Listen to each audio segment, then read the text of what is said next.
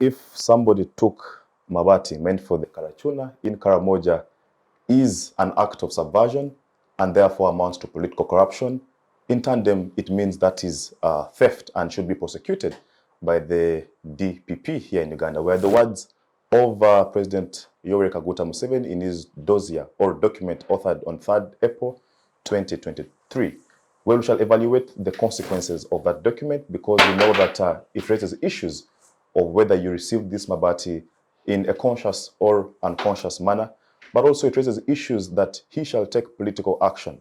But also, where does this leave institutions that are charged with the mandate of investigating and prosecuting people who are perceived or allegedly to have committed criminal offenses?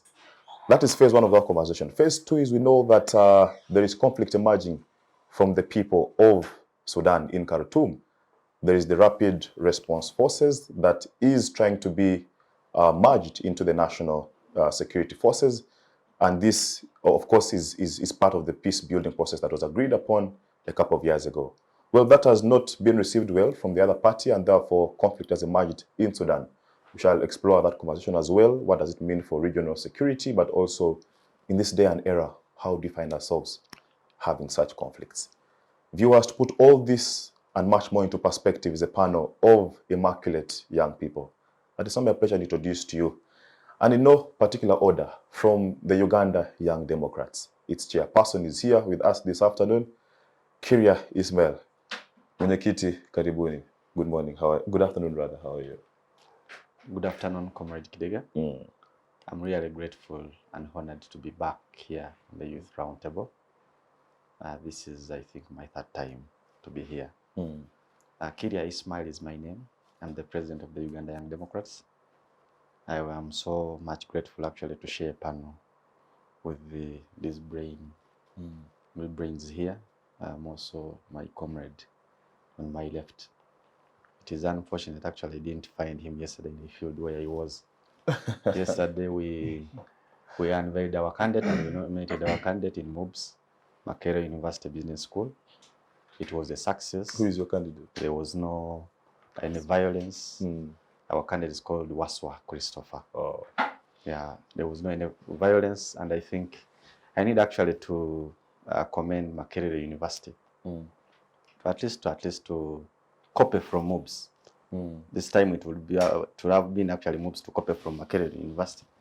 But again, it is now Makerere University to copy from MUBS. Well, political parties have no problems. We shall hear from but it is now of actually the the people who are in. He will tell us who should copy from. So Kiirya Ismael is my name. I'm the president of the Uganda Young Democrats. I'm happy to be here. Thank you very much. Like I said, in no particular order, the second panelist on the show from the National Youth Council of Uganda is Gady Epitu, who is the Secretary for Publicity. He also hails from Moroto district, which is in Karamoja. So at least you have a son of the soil to share with us an in-depth analysis. Commissioner, karibu.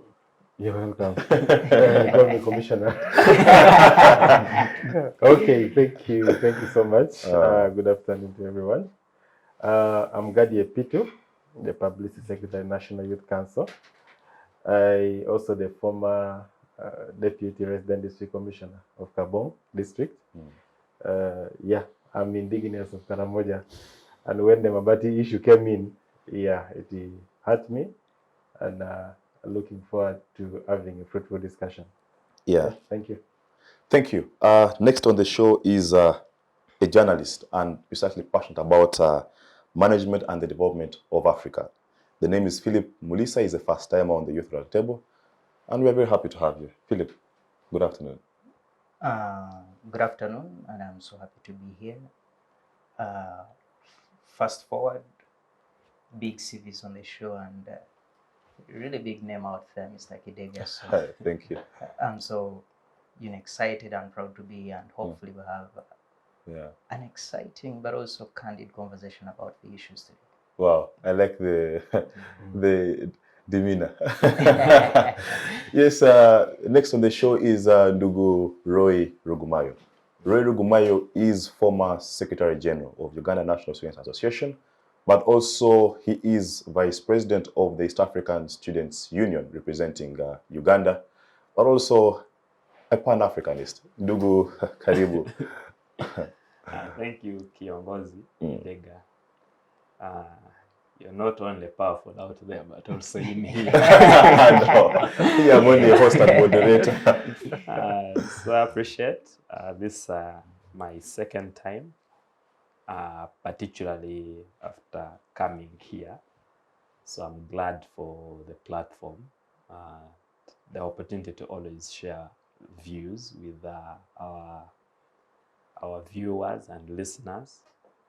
I'm glad to particularly share a platform with these big men here, especially my president. So, well, Mr. President, let's just begin with you right away. The president is later. What do you make of it? We are so much grateful as Ugandans when we now start seeing the president coming out openly to condemn corruption. It is good, and it gives actually some promises to Ugandans that maybe somewhere, somehow, he has remembered that corruption is in Uganda. The only problem, actually, the saga which is actually forcing him to write this letter is very, very tricky. You find that actually we have been having a lot of sagas, many sagas, in the OPM office. But you find that most of them, they come out, then they are silenced somewhere, somehow. Then others, they are not actually brought out. So now this incidents can show that these sagas, they are used actually to target some people specifically. To see that maybe someone is maybe overrunning ahead of them, or maybe someone is overworking, or someone is over being praised by the appointee. So now they want now to show the appointee that now the one you are praising is nothing. You understand? However, the act itself is a menace. It is not actually good for the country at large. But we are trying actually to request the president of Uganda. Yes, though you are actually coming out on this particular scandal to show that you're so much touched with what transpired, but we want to request him actually to allow the institutions to work.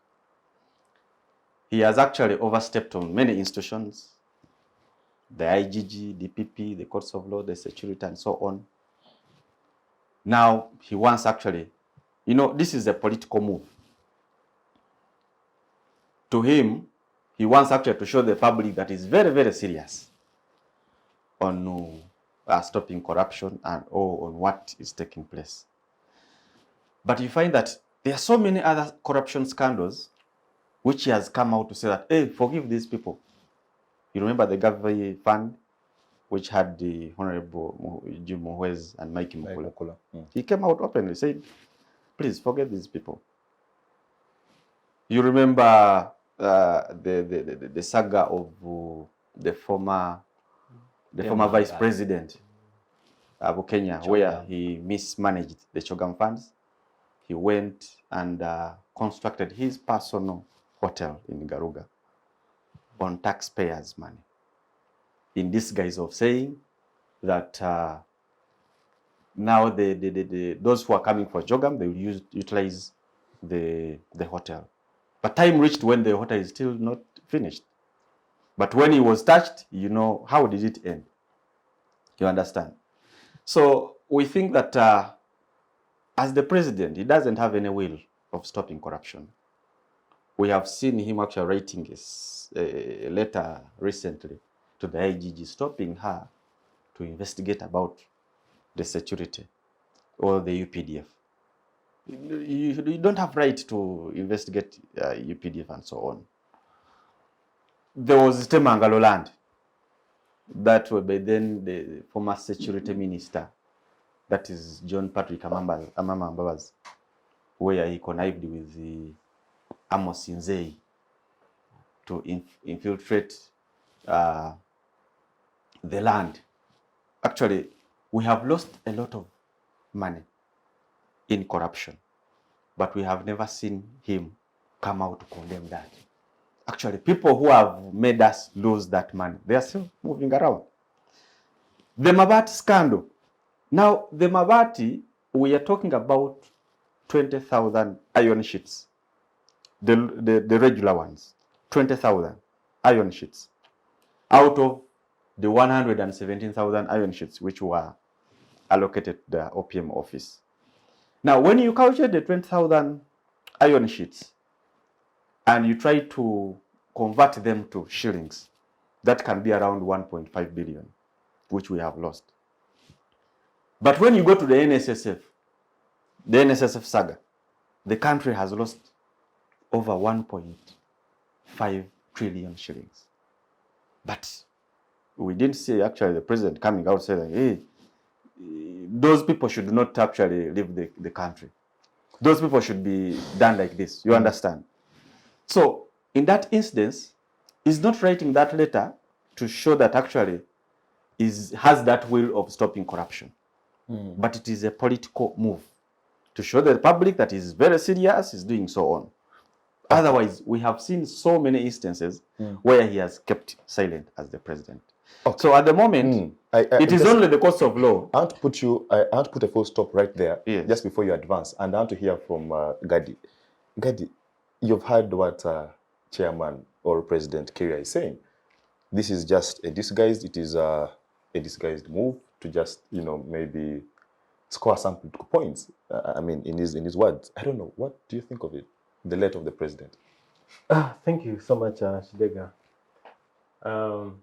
First of all, I want to really condemn the act of the mabati scandal, the theft that is existing in the country that has happened to Karamoja sub-region.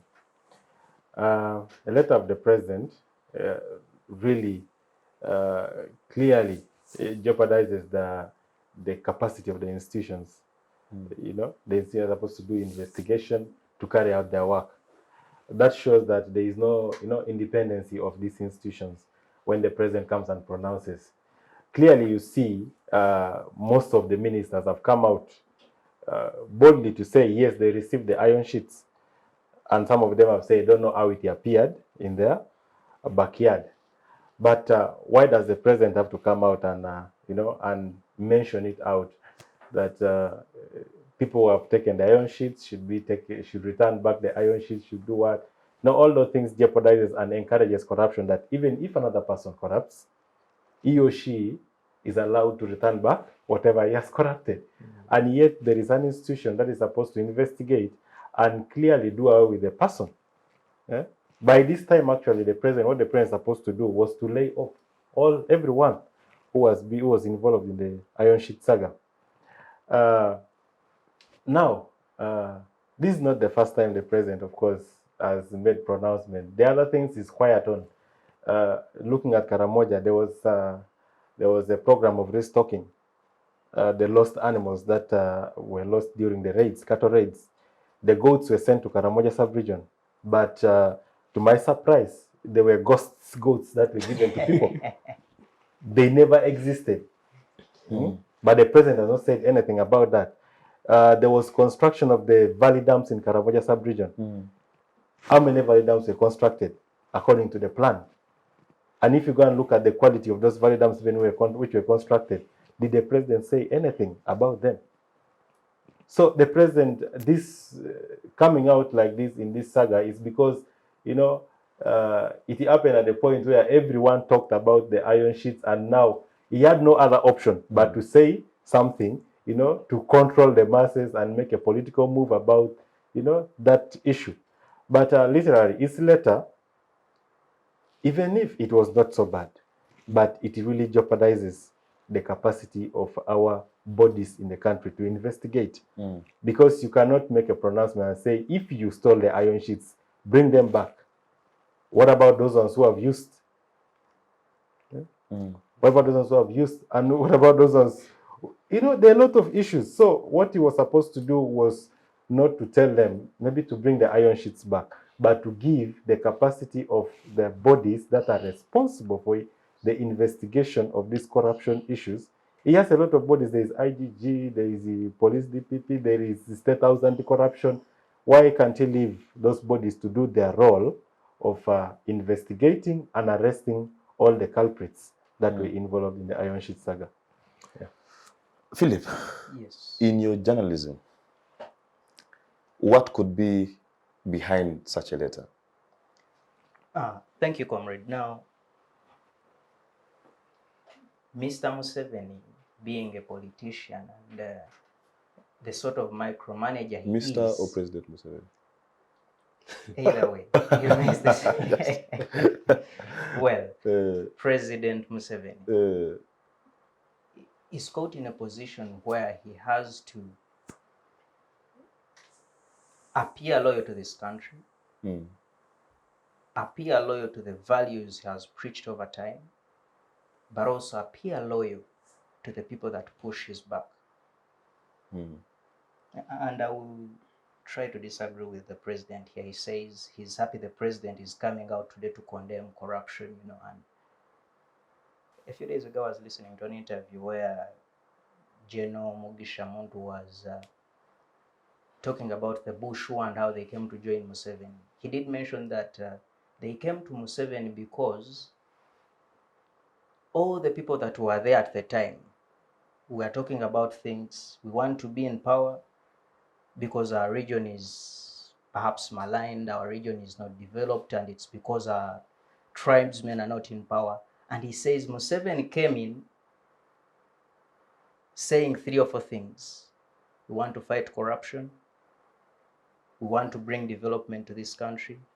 We want to, you know, socio-economic transformation, patriotism, and Pan-Africanism. And these sounded attractive to them. This is Mugisha Muntu saying. Meaning even before he came to power, he was making these statements. I don't like corruption and we shall fight corruption. Has it been fought? Well, if it was there in 1986, has it decreased or it is increasing? Now, this is the Museveni you have in 2023. He's telling you, we don't want corruption, and I've set up all these agencies, but they have failed. So the president who has the power over these institutions and everyone in this country, I will finger point at whoever has to be, you know, taken to court, taken to police. Who is supposed to bring back this? Who is not supposed to bring it back? When did we get here? Are we supposed to have a head of state making pronouncements about theft? Why did we institute a police institution in this country? Why do we put together the IGG, the DPP you mentioned? The other day I saw a tweet from his Twitter account saying he thinks the current State House Anti-Corruption Unit has been overtaken by many responsibilities in this country. Therefore, he wants to create a new one to specifically handle matters of people in the villages. You should check out that tweet. It's on his Twitter handle. It was there indeed. Yes. It was there, yeah. And this is the head of state. So he brings the exact tactics he used in the bush, micromanaging. He takes an opportunity out of it, and before you know it, people are excited and saying, my brother here is saying, oh, the president is coming out to say, oh, corruption is bad and we are fighting it. Is he really fighting corruption? He's a politician. Do you want to see him lose? These are members of parliament. And part of what has kept him in power is parliament. So he has to beat these children of his, well knowing 2026 he might need to change something, he might need to get somewhere, or perhaps he might need to fit something in the system, and these are the people that will assist him. So if you push away 20 MPs, those are 20 years is gone. How do you handle the future? Wow. Nduguroi, this letter, Okay. what do you make of it? this letter, you know, after very powerful men submitting, usually you have nothing much important to add. But must make these comments that I agree with President Museveni when he says that the acts of the ministers or whoever was involved in this particular saga is an act that undermines security, that is an act of subversion, because this is a very volatile region regarding security. It borders other communities, more so in Kenya, that are cattle moving communities. So when the president says that the acts of the ministers and the MPs and whoever was involved is subversive, to that extent I agree, because a strategy was put together on how to pacify the area, on how to settle the residents, on how to change their mindset regarding movements and nomadism. So when someone interferes with these strategic moves, they are in a way supporting what is happening within the region and the movement of guns that end up in Kampala, that end up attacking police stations everywhere. To that extent, I agree with him. But also the letter points at various things. One, before that letter came out, we didn't see these agencies taking any action. The police, the DPP, and all that. Whereas the people had been talking about this, the theft that had happened and all that, no one was taking action. Why does it show that these agencies are incapacitated to that extent? That corruption has been normalized and the big man syndrome has taken really charge, that no matter how much public outrage is there about an issue, no one will take any action, no police, no one, until the president comes out to say. So he's not usurping the powers of these institutions. These institutions are in themselves powerless to that extent. Perhaps because the powers that be have blessed corruption through the years. That when the IGG says that this is my strategy on fighting corruption, I'm going to attach ministers' property, I'm going to do this, the president himself will say, you go slow on corrupt people, because at least we are chanced that when they steal, they invest here and rather not outside. So now that Nandutu has invested in her apartments, will the IGG come and arrest Nandutu when the president himself told her that at least they are investing here? So until the president comes out with the letter, that's when we see them swinging into action. And that shows a very bad thing about our institutions, that they must indeed be left to be independent and do what they are supposed to do. Or else we are not about to overcome this waiting for a letter from the head of state. What also this letter points out is the sensationalism we have in this country, that people will jump on an issue and talk about it and discuss it, draw cartoons, do songs, and that is good. That is good.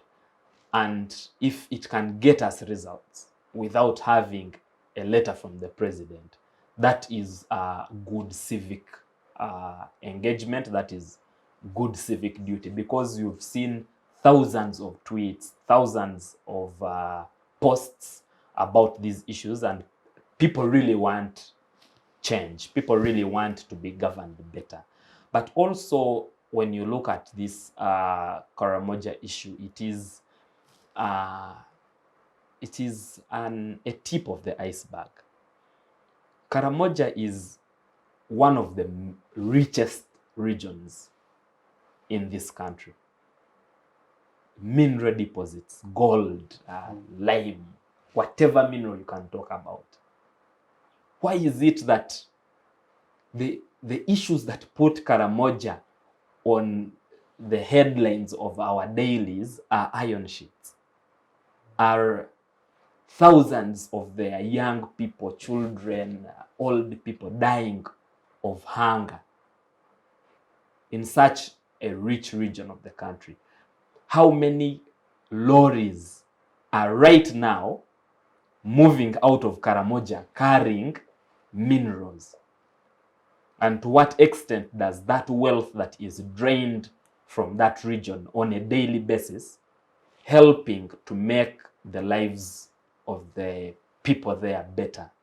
I think we should have a bigger discussion about Karamoja as a region and how to make it better, even using the resources that are there. Or else, even 20 years down the road, Comrade Kidega, we shall be in our 60s, in our 70s, in retirement, and we shall come here to discuss food items that were meant to go to Karamoja. It should worry us, okay, that such a rich region in such a rich country must survive on food stamps from the OPM, must survive on iron sheets from the OPM. If only 5% of the wealth in Karamoja is used to develop the region, it would shock us in 10 years. Okay? But what is happening is very absurd. Of course, it worries us that this is the creme de la creme of society, the top 1%. Okay? And they are involved in stealing iron sheets. These are the people that society has trusted to lead. It should show us so much about the kind of society that we are. Yeah, and you know, these leaders emerge from our society. Yeah. So I think it speaks volumes to what kind of society that we are. I agree with you. Chairman Kiirya, let us evaluate the political response that has been ushered towards the letter of the president, or even that has been ushered from the arrest and the remand of these ministers. When Honorable Amos Lugolobi was remanded, or when his bail application was denied by a court, people from Kayunga came out and said, you know, why our son and all these things. You recall what happened to Honorable Goreti Chitutu. People from Mbale came and said, you know, our daughter is good. So I don't know. I don't know what's wrong with Ugandans exactly. Because yes, she is your daughter. And this goes back to when you recall when the Uganda Airlines issue happened. People from Bunyoro came out and said, our daughter, you know, I don't know. Yes, they hail from your soil, but they were not sent there to aid corruption. So where do we draw the line between political support vis-a-vis justice? Now, you know, that is a mindset which has been biased by how the president actually works or does his own things. You can realize that there are some things where he also actually comes out to favor his own people, not tribesmen, and not from his region, but his people. Now, when the Wananchi see that now there are some people who are being favored because now they are close to the big man, they also have their people. And now here comes now their people is from their region, from their districts.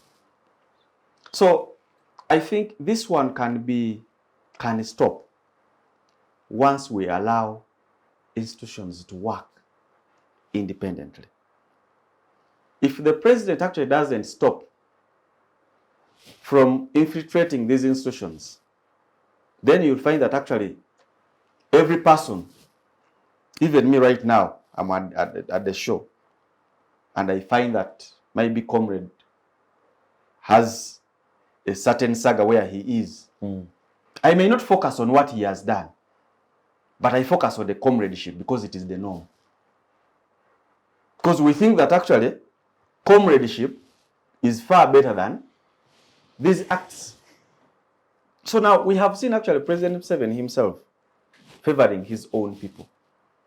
So his people, they're not from West, but his close people, those who campaign for him, or those who cover up him, those who does what, you understand? Then we see coming out with strong letters, stop this, coming out to say, you forgive those corrupt people.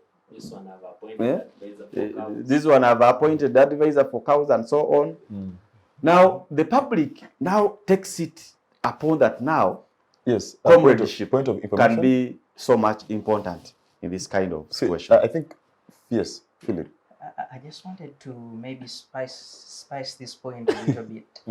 You see, the mere fact that people in Kayunga or wherever will come out to protest against the arrest of Golovi or Chitutu or whoever, it is not that they are so much in love with Kitutu.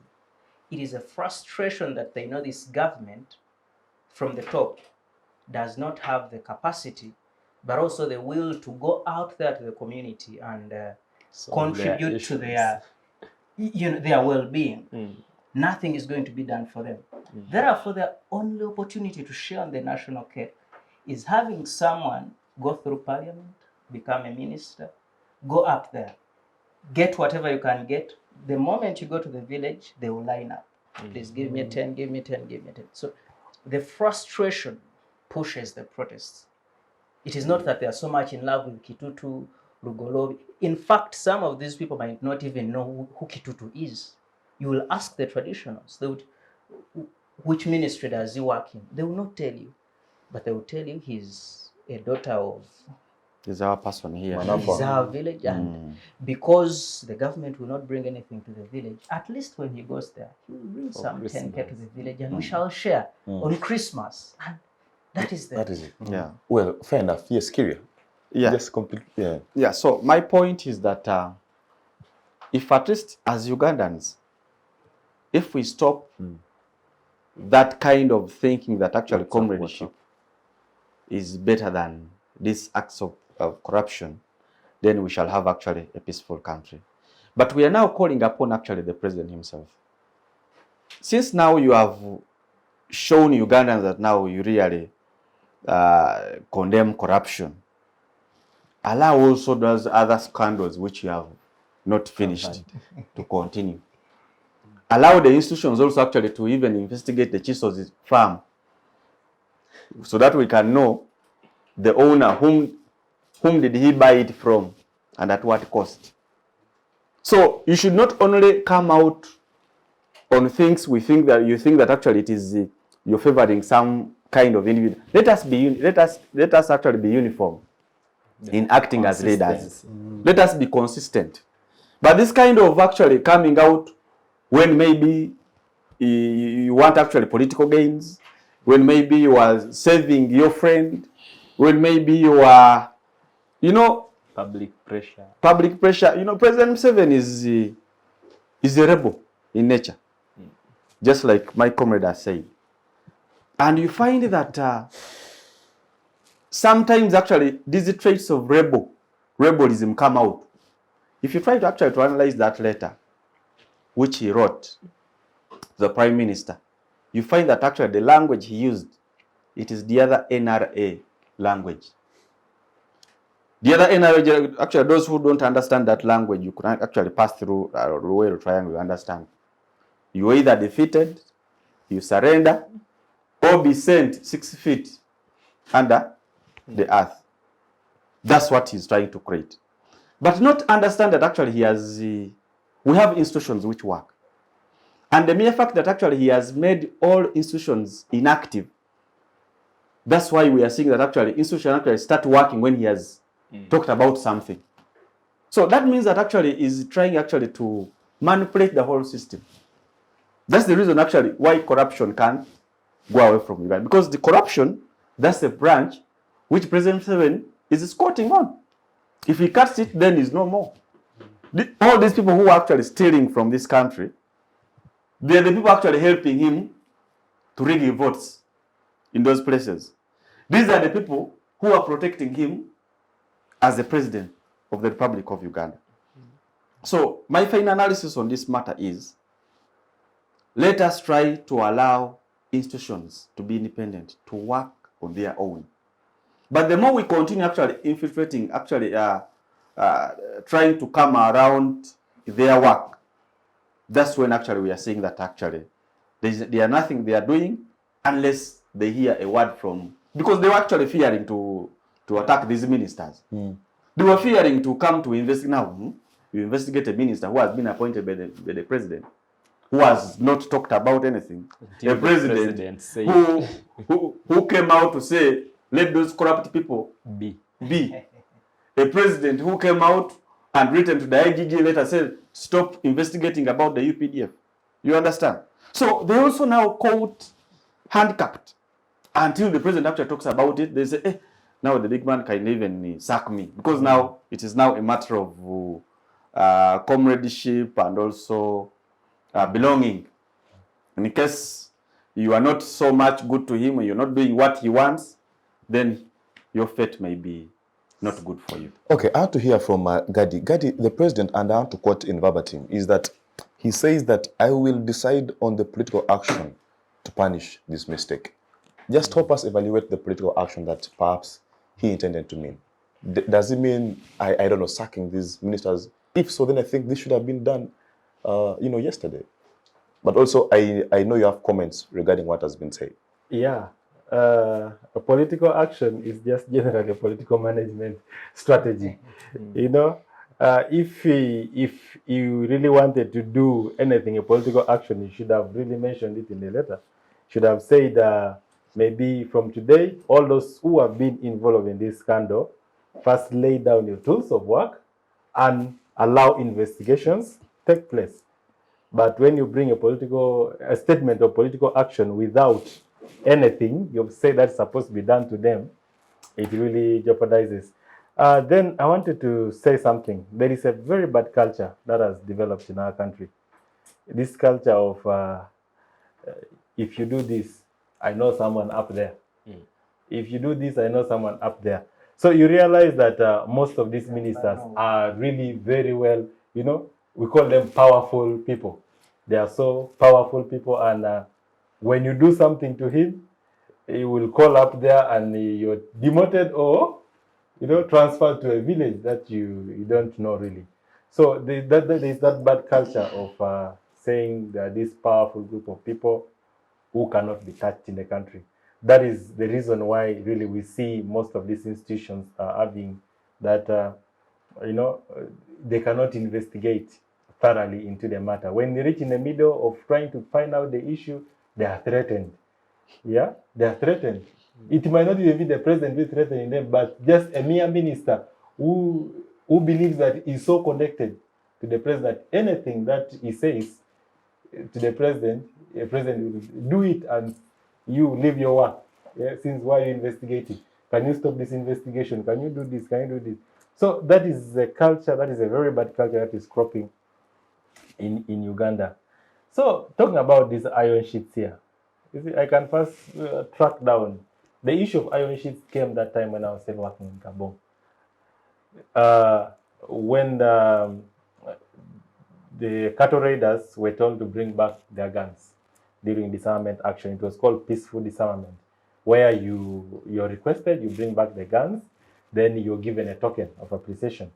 So the immediate token that was given to most of these warriors who returned back their guns was maize, immediate token, maize. Then the president said that there will be, a more robust package that is going to be brought to them in a later period of time, and that was the iron sheets.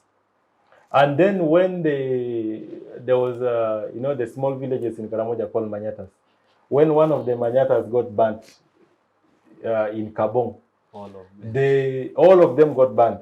The very minister of Karamoja Affairs, the state minister, cabinet minister, then we had the minister of disaster, the state minister of disaster. Then we had the state minister of ethics and integrity. That one comes from Karenga. Then this one comes from Nakapiripirit. All of them. The two Karamojongs were there. Then plus these two other ministers. They are the very people who made a pronouncement and they made noise that surely these people need to be compensated and given iron sheets that they can build better houses instead of having grass-type houses. But to my surprise, is that the very people who mentioned are the very ones who began stealing the iron sheets. Yeah? It began from the cabinet minister of Karamoja Affairs, who began stealing the iron sheets and it cascaded down up to other ministers. So it is really a very bad idea. You go lobby for something for the local person, and then that very thing is the one you steal. So these people really, with the president's statement of a political action, surely speaking, these people don't even need any they just need to be laid off their duties. For, one thing they are doing is that they are trying to obstruct the peace, the peace that is supposed to be brought back to Karamoja by, compensating these Karachunas, these warriors, these cattle raiders, by some things that they can go away from the cattle raiding that they are doing, so that they can go away from the aspect of going to Kenya and going to South Sudan to go and buy guns to bring into the country.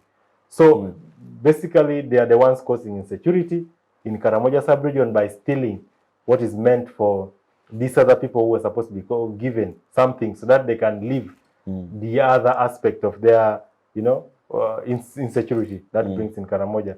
So all these people, they are really, I can say, they are not peacemakers. They are preaching the message of peace, but they are not peacemakers by the mere fact that they are stealing what is meant to bring peace into Karamoja sub-region. So the president... the actions precisely are spying insecurity. The action is a political management action, but what the president is supposed to do is really to lay off all these ministers. Okay. Yeah. I want to hear from Phillip. Phillip, if you read Phillip Lukachire's book, 70 Years of Witness, he narrates to you that while he was State Minister of Privatization under the CA then, is that when it was brought to his attention that the privatization of Uganda Commercial Bank was somehow mismanaged, he was not directly involved, but he was the immediate supervisor of that process. When Parliament began to move a motion of his censure, actually, even before Parliament began to move that motion, he resigned and said, I owed this country a duty to supervise this process.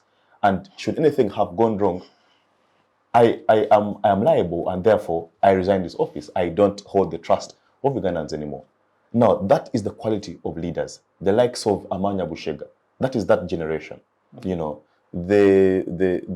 Mugisha Muntus, the Agri Awards. Now, compare that to today. You have leaders who, someone has been censured, but they say they will not leave office. Like someone is being entitled and like somebody's name is mentioned and the evidence is glaring, and they still insist on holding public office. I don't know. How do we find ourselves morally degenerating to this extent as a people? You see, it's a complex place to be in. In 2006, we had Alhaji, who is that former mayor of Kampala, Nasser Sebagala. When he was, that was around the time he had been, he was being accused of stealing some money, I think, from the United States and so on.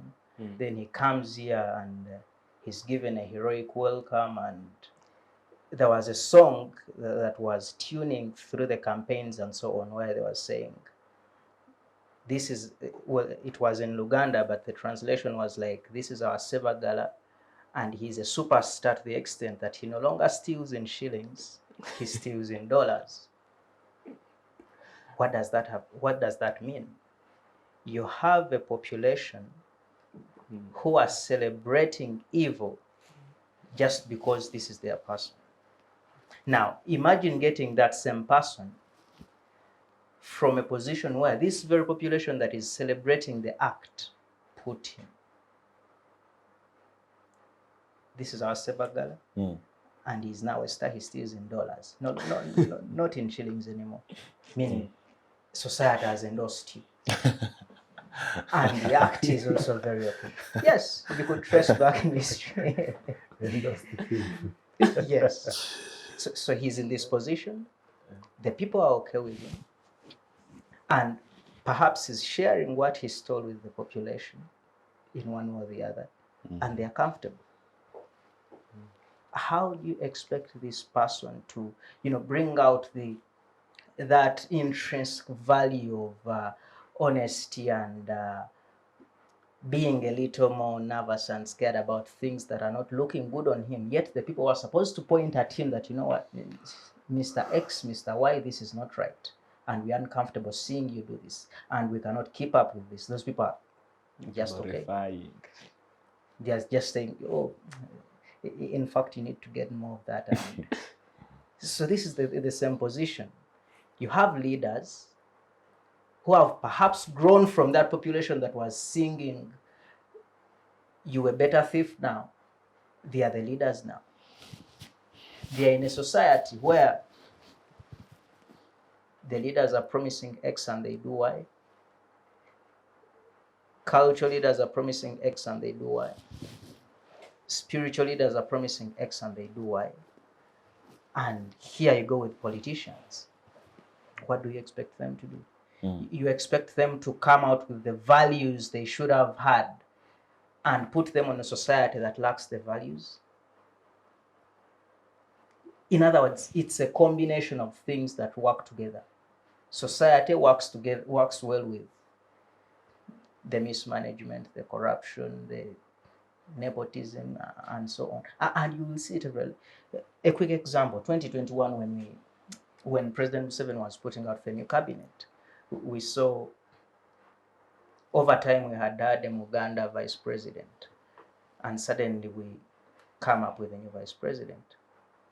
You must have heard the voices that are saying, oh, how can it be that our tribe is losing out on that position? Then suddenly another part of the country says, oh, I think for us, we're a little comfortable, but do you mind adding us one more position? A few months later, we lost the governor bank of Uganda. Some part of the country was saying that position is our position. It must be ring-fenced for us. What am I trying to create? I'm creating an image of the society we are living in, the society that is producing these leaders. You expect to say that, I think I've wronged and I need to resign. A society that is saying that position is ours. A society that is saying, I think we have a better thief now. He's better than the other thieves. It can't happen. So there is moral decadence. Yes. Well, we are due for a short commercial break. And to the viewers, thank you for making a date with us this afternoon. But above all, don't move your muscle. We shall be back shortly after this. Digital rights are those human rights and legal rights that allow individuals to access, use, create and publish digital media or to access and use computers, other electronic devices and telecommunication networks. Digital rights include a right to freedom of expression, information and communication through technology, a right to privacy and data protection, a right to credit for personal works, a right to universal and equal digital access, a right to identity, a right to anonymity, a right to be forgotten, and a right for protection of minors, among others.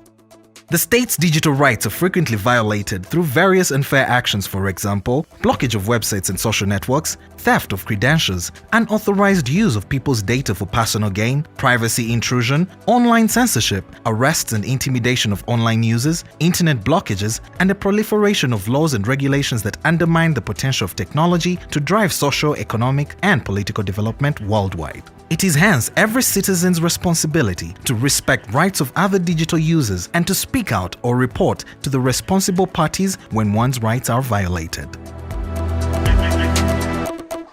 We'll be back from that very short commercial break. Nduguroye, let's just explore the aspect of those who received the mabati consciously or unconsciously. I don't know, where do we draw the line? Well, knowing that there are some ministers or some culprits who came out to confess and say that, you know what, I received this mabati and I issued them out or get them out to either a church or something. Well, whereas these are confessions, are they acknowledgement of guilt? Well, I know you're not a lawyer, but I mean, just from the general perspective, when someone confesses, is it, because I can say that, yes, I murdered someone, but in self-defense.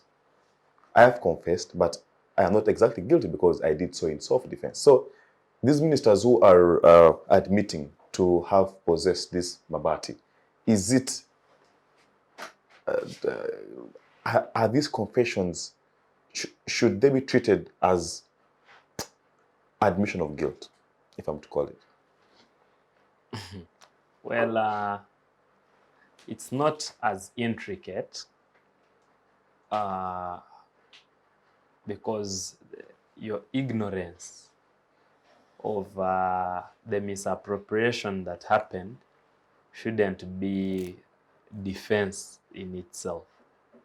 That, well, I know I received these iron sheets, but I didn't know they were meant for Karamoja, or I didn't know that I was not supposed to receive them, but somehow I found them in my backyard.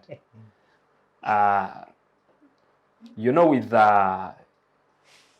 investigative institutions, we would get to the bottom of all this. Of course, I wouldn't take any of them for their word until a comprehensive police report is filed regarding this particular matter. I have heard that there is one of the ministers who applied to the office of the Prime Minister for iron sheets to complete some government schools and projects in their constituency. And when the iron sheets were delivered at the OPM, the minister received a call saying that we received your request for iron sheets. Please, where do we deliver them? Now, when such is corroborated by the police investigation, that perhaps can be, you know, we can look at it at that level. Those who use the iron sheets to roof sheds for their goats, those, what do we do to them? Because under what circumstance whatsoever should government provide for you iron sheets to roof sheds for your goats or to roof your apartments? Those are issues that the police report or the DPP's inquiry can perhaps tell us. And rather not a letter of the president saying that if you took them under this circumstance, return them. If you took them under this circumstance, this is what happens. Because then we lose sight of the entire evidence is being moved around. Let evidence stay where it is until police tells us or the DPP tells us what to do. Then also I want to comment on the issue of society glorifying theft. You know, even on Christmas, you find these MPs, the ministers who have been in graft issues, are the ones sitting in front in the church, and making the biggest contribution on the construction of the church. You know, we must reject this kind of corruption at all levels. Starting with our churches, with our schools, we must teach against the lack of integrity. We must teach it in our homes, in our churches, in our schools. Only then can we have a Uganda. Because the idea of Uganda can only be built on collective responsibility. If we do not do that, then it won't matter to me that someone in Karamoja has died due to hunger. Do you know how much pain and suffering, the dehumanization, the removal of human integrity someone must have undergone by the time they fall down dead due to hunger? It is so much. It is so much. But until we built the idea of Uganda based on mutual and shared prosperity, then the Batoro will come out and defend Bamturachi regardless of how much she runs down Uganda Airways, which is supposed to be shared profit for everyone. No matter how much the Bank of Uganda is run down, the economy is in shambles, our roads, we have a pothole exhibition very soon. Unless we build the idea of Uganda that is based on shared prosperity for all, then the tribe as a unit of organization will always come up. And this is our thief. This is our, you know. I was glad with what I saw about Chitutu. What was on TV were not that the Bagisu were saying, don't arrest Chitutu, or because he's what? Our own. Instead, they were demanding, well, she is arrested in this corruption scandal, in this saga. She's not alone on the list. Let everyone be arrested. Let everyone be charged.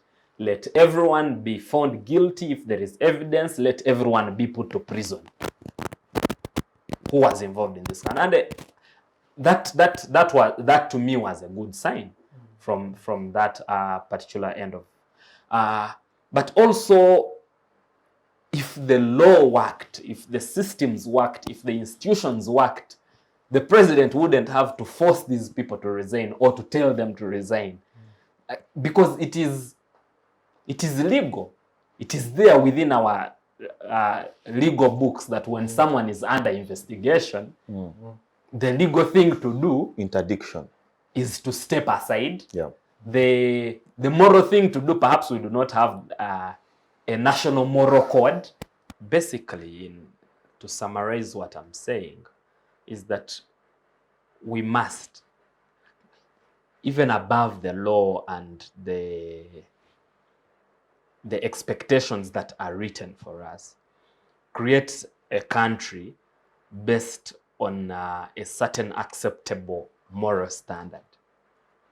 That when you steal, when you take away from the poor, this is how morally society treats you.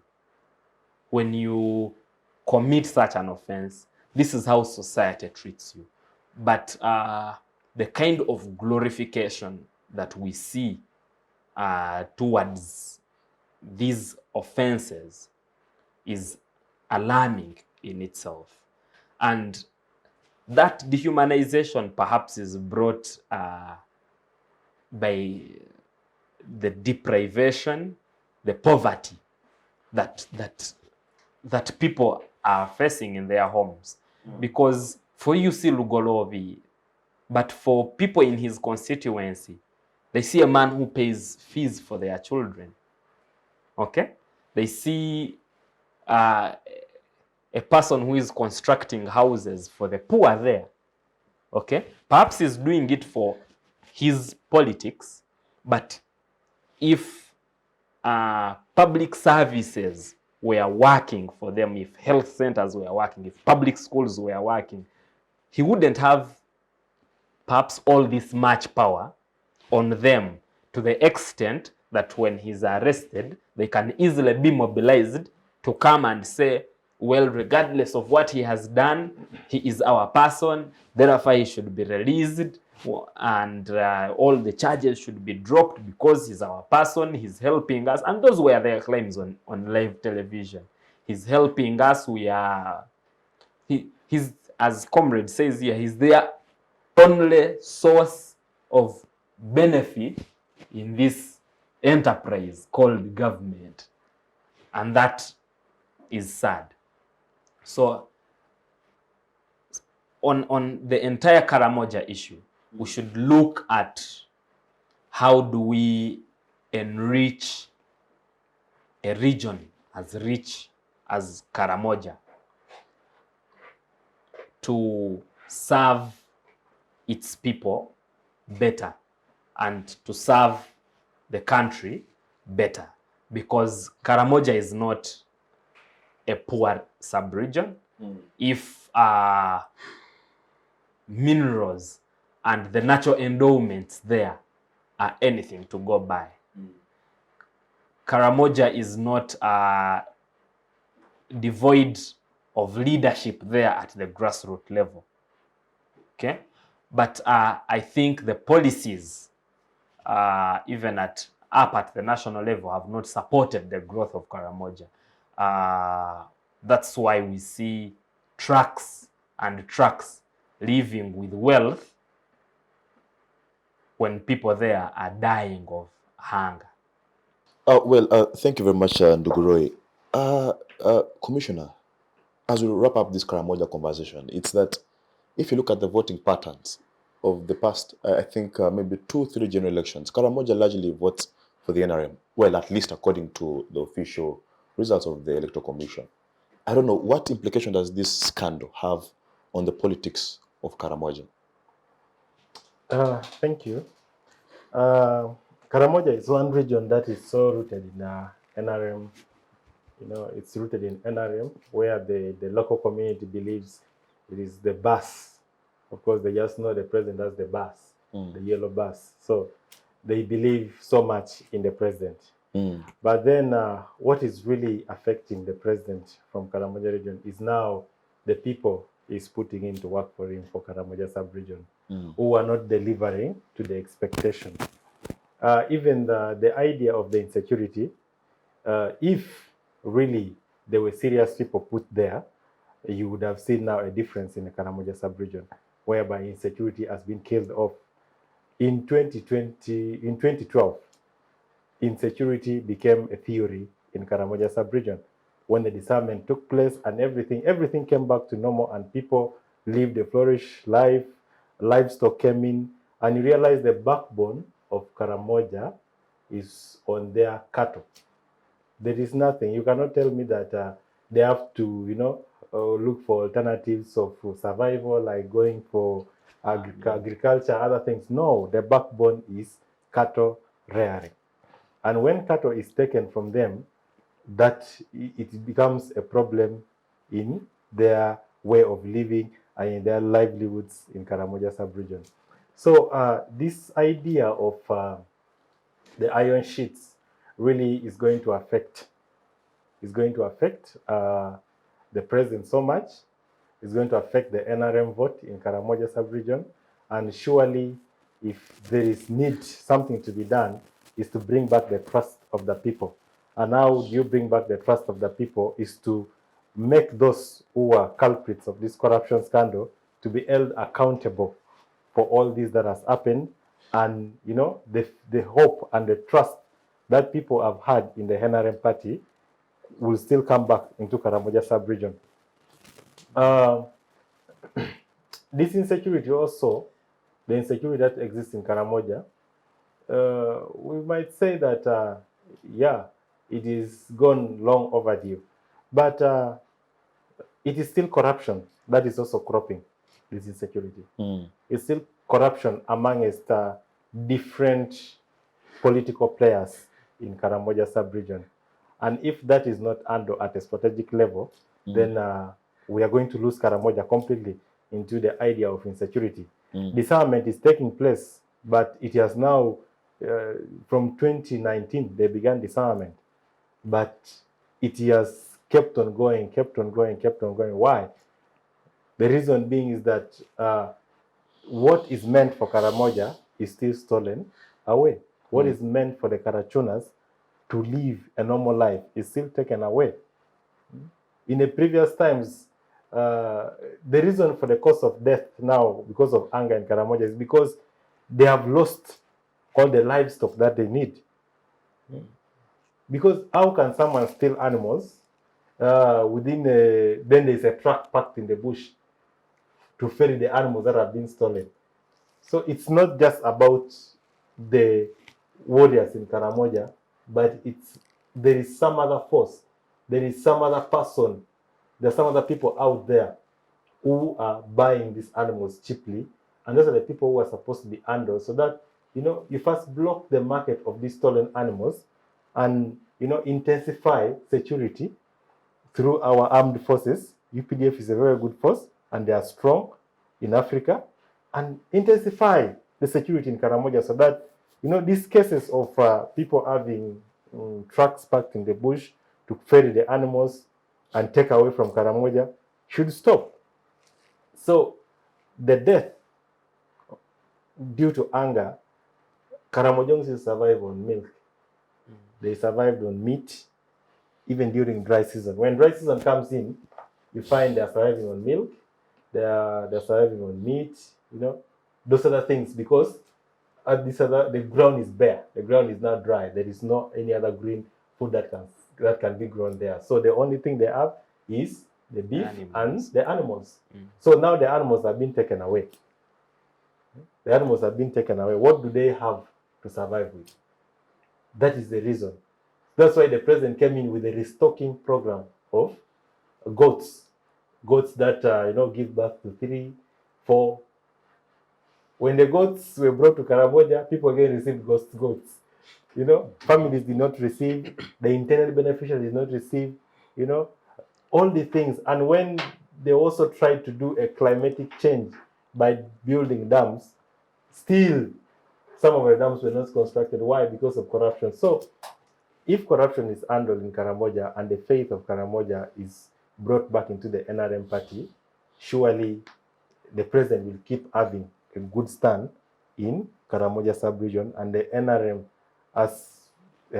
will be continuously having better votes in Karamoja, and these other parties will not have a base to sit in the Karamoja sub-region. Yeah. Well, thank you. Colleagues, let's just wrap this up, and I'll just pick your final words and thoughts regarding Karamoja generally. So, Phillip, I'll begin with you, and then end with Roy. Perhaps also Gady, yes. Yes, thank you. Now, fast forward, any statement that mentions returning the iron sheets or paying money equivalent to iron sheets to the office of the Prime Minister from the people who took them is an insult to the people of Karamoja, and it should not be tolerated. These are Ugandans. We have laws in Uganda. They should be worked on according to the law. There is a cabinet meeting President Museveni chaired, and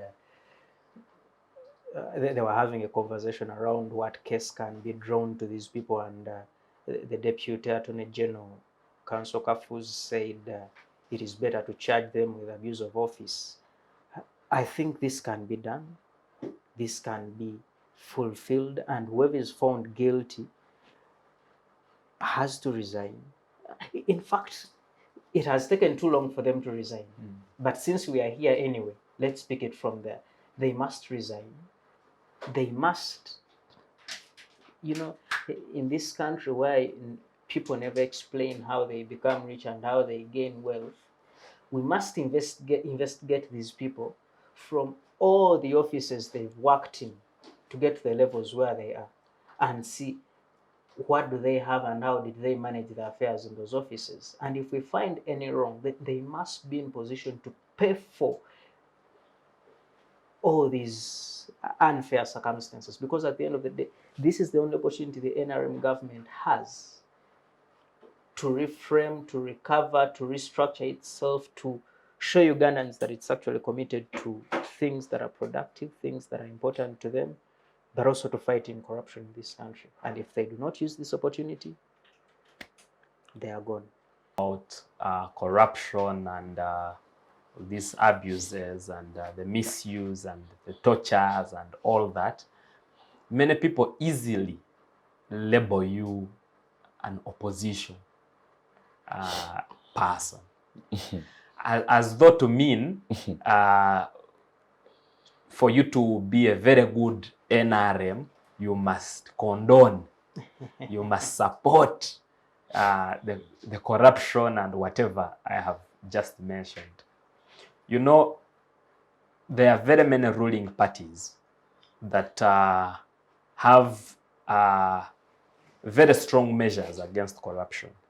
Before the state in China, take for instance, comes to you, the Chinese Communist Party will not allow you, its member, to engage in acts of corruption.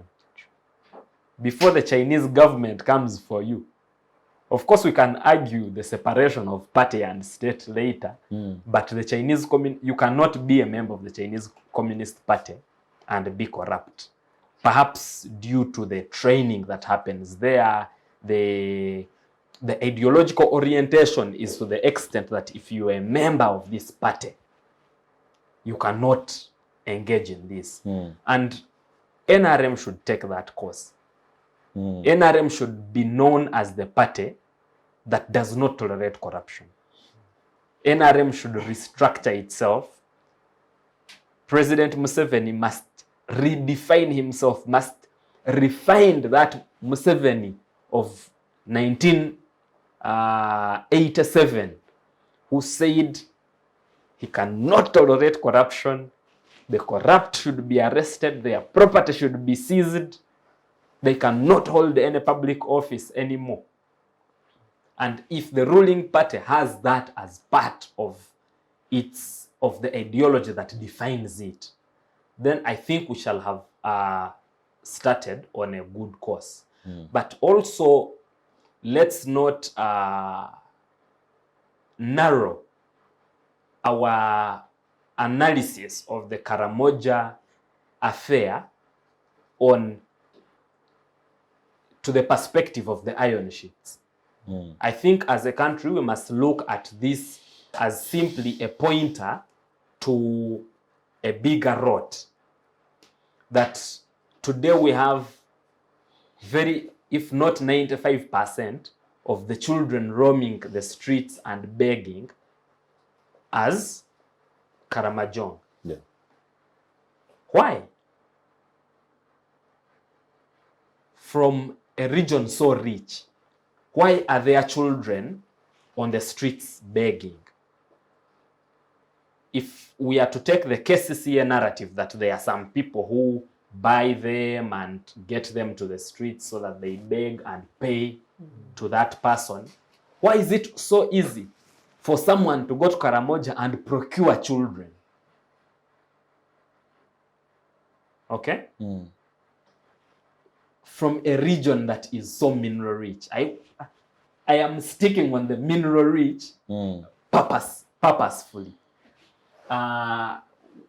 We've seen mineral rich areas like Congo have been perhaps for geopolitical reasons kept the way they are. What if we think of what is happening in Karamoja as one of those measures that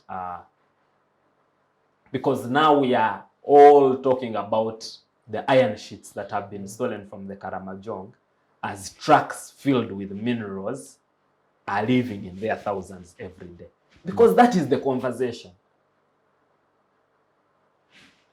Then lastly, we must build deliberately, and I think this platform is doing it in whatever small ways we are. We must build ourselves into a better country that has and espouses certain values. Because I believe, and it is true, that these ministers are a product of a society that has accepted the glorification of this theft. If our society is not built to have the resilience to reject corruption, to reject the corrupt, then we are not doing better in this line. When you look at all the 50 members on that list, now, perhaps after the 2026 election, we must look at how many of them have been re-elected by their people. And that should be a pointer to what the average Ugandan thinks about corruption. Yes. Wow. Commissioner, your last words on Karamoja. Thank you, Kidega. Now, I am basically I'm NRM, and on the principles of NRM is not tolerating corruption. That is one principle of NRM, not tolerate corruption. But then we are seeing there is a deep rot that is capturing every other aspect of the NRM principles. And the president, His Excellency, is a very good man and is a person who really, understands the ideologies that, bring out wealth creation, that, fight every tendency that brings issues in a society. And with his wisdom, really, he should be able to handle and manage these issues of corruption that is eating up the NRM. It's eating up the NRM. And if this is not done so early, it might reach a point where the youth who are rooted into the NRM will start withdrawing and moving out, because you don't want to put the vice into the youth. You don't want to put the very disease that is existing from the big chaps of NRM to enter into the youthful population that NRM is grooming. What will happen if they take over power? Won't they, adapt the various strategies of stealing, knowing that, there is nothing that will happen for me. There is nothing that will happen to me.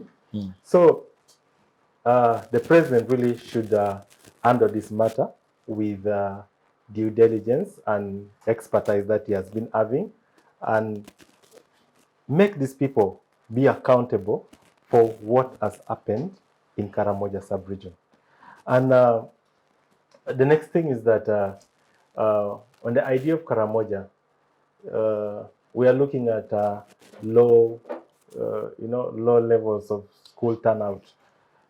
People are, very many students reach the higher levels of universities in Karamoja sub-region. Why? Because they drop out, or why? Because they can't really access. And the president really should think of putting at least a branch of any public university in Karamoja sub-region, which is not existing. And the president also should think of, trying to make the idea of free education really more visible. And students who come out from the PE schools the UPE schools should really try, to have the knowledge. Because nowadays the private schools are taking over.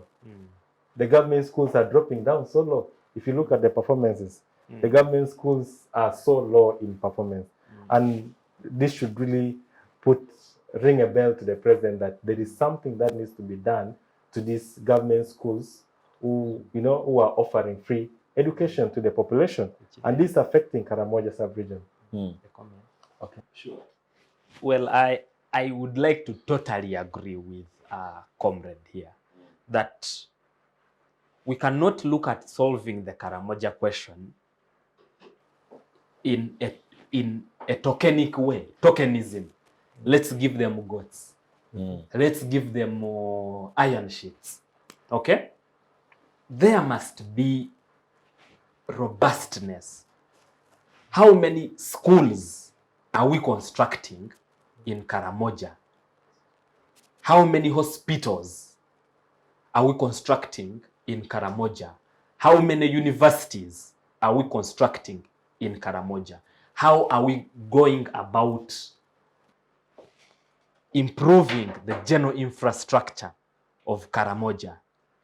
Because there is no single intervention that solves all the issues of insecurity, all the issues of the nomadic, pastoralic kind of life than education. The other day I was in Garissa University, and it is located the northeastern part of Kenya, near the border with Somalia. And you find Garissa University has its mandate in particular understanding the issues of the region, okay? Because it is generally a dry land with, it's like Karamoja, take for instance. And the mandate of the university is to understand the particular issues of the area, to do research, to do innovations with the aim of solving them. How many kilometers of piped water have, take for instance, been extended to the districts of Karamoja? Because now that makes water available for livestock. People don't have to move around with guns to look for water for their animals. And that solves so much. So other than looking at it from a tokenism point of view, let us look at how robustly we can transform Karamoja from what it is now into a booming center of great innovation and human socio-economic transformation. Because there is so much potential there. Can't Karamoja be the mineral hub of the region, whereby those minerals are mined, those minerals are added value on? We do not want to see tracks of gold sand leaving Karamoja.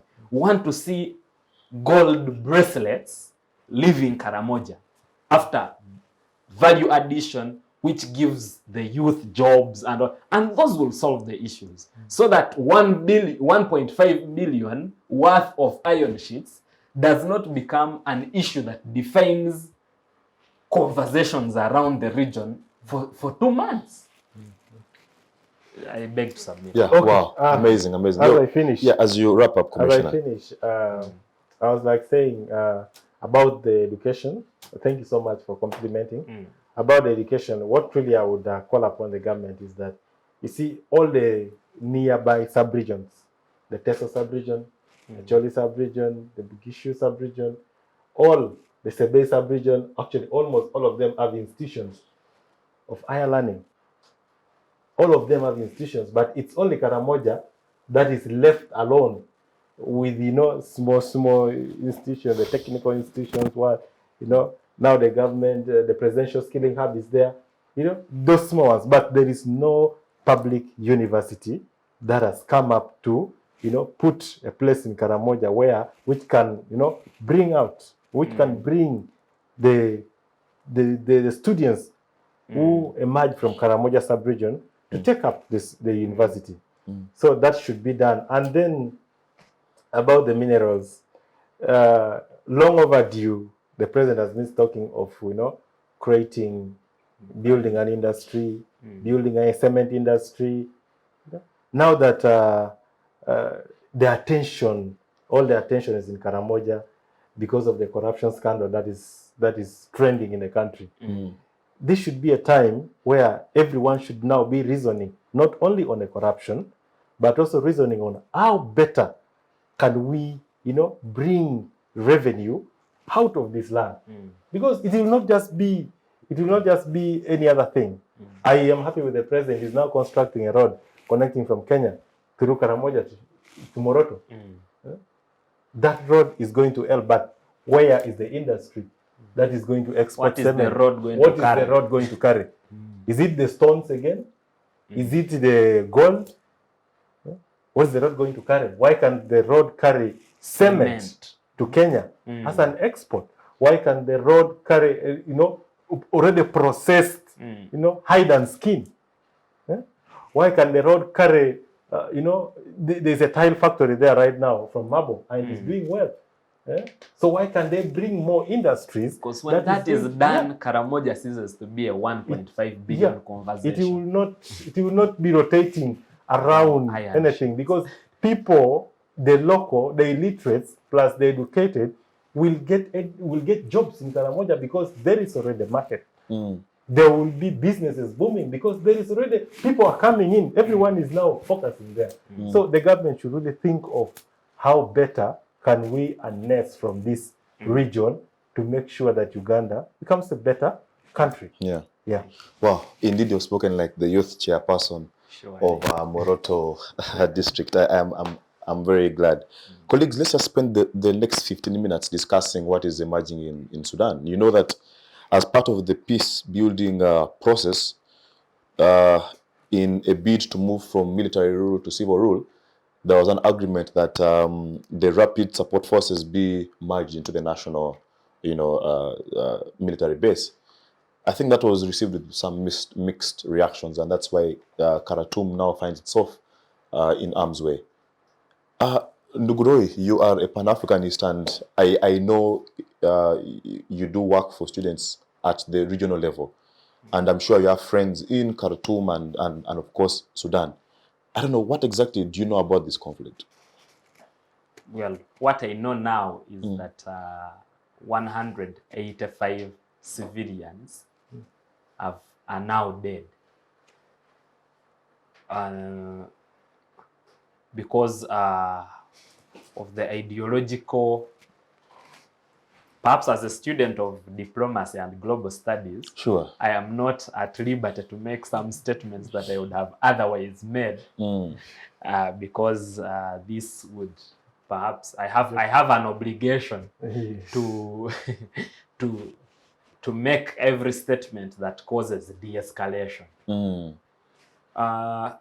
But not escalation. Yeah, I must repeat what other colleagues have said on this particular matter, that we call for a ceasefire and for an amicable discussion and political settlement of the matter in Sudan right now. The faster this happens, the better for the people in Khartoum and Sudan and the greater region, because Sudan is strategically located in a very volatile region.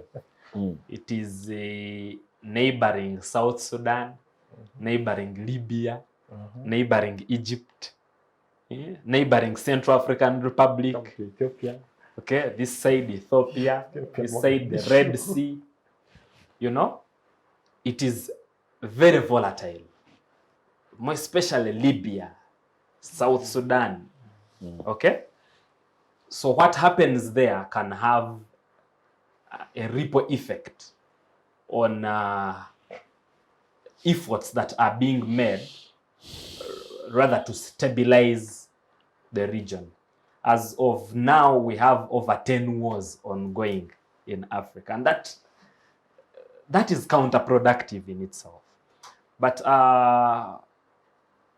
the conflict in Sudan right now has no basis in acute ideological difference.